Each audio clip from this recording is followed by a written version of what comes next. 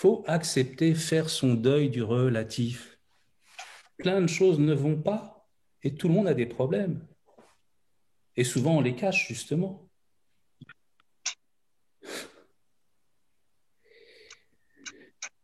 Regardez vos problèmes et regardez l'illusion qu'ils sont, surtout.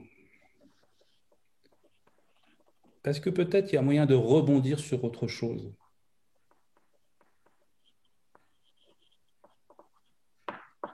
De se réveiller à l'autre dimension, justement.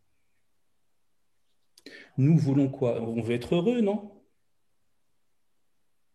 Et c'est quoi le bonheur? Où se joue-t-il? On va se faire greffer une nouvelle jambe? Oui. Il y a des gens qui ont tous leurs membres, ils ne sont pas heureux.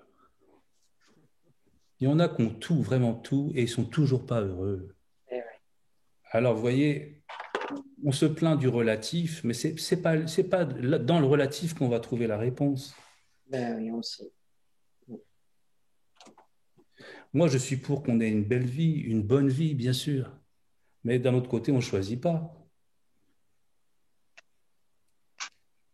Nos malheurs, on les a déjà, de toute façon. C'est déjà arrivé. Ah oui.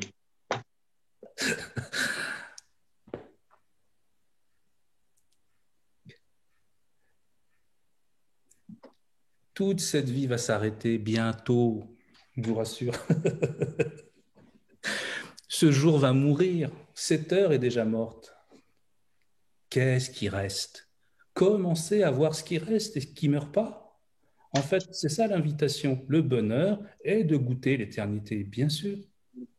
Le bonheur, c'est de nous l'autoriser. Le bonheur, c'est d'être validé.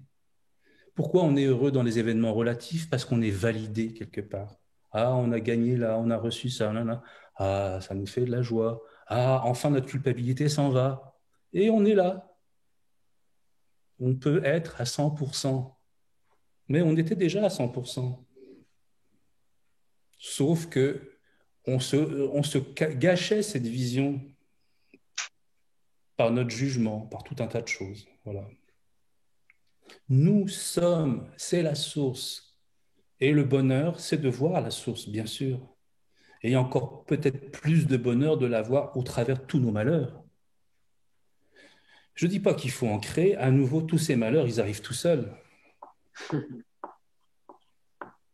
Et on n'y est pour rien. Et la culpabilité ne va pas les enlever. Loin de là, ça rajoute même une couche. C'est comme mettre du sel, vous savez, sur les plaies, là. Hmm. Ne soyez pas coupable. Demandez-vous comment Dieu vit la chose en vous et vous aurez son point de vue.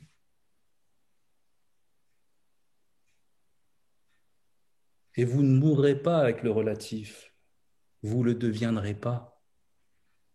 Vous serez juste traversé de lui, comme l'océan est traversé des vagues, comme le ciel est traversé des intempéries. On en a vécu plein, regardez les intempéries, non? On a connu plein d'émotions difficiles. On a traversé des drames, tous. Qui survit à tout ça? L'éternité qui est en nous, la source, bien sûr. Alors vivez-la tout de suite, elle est là.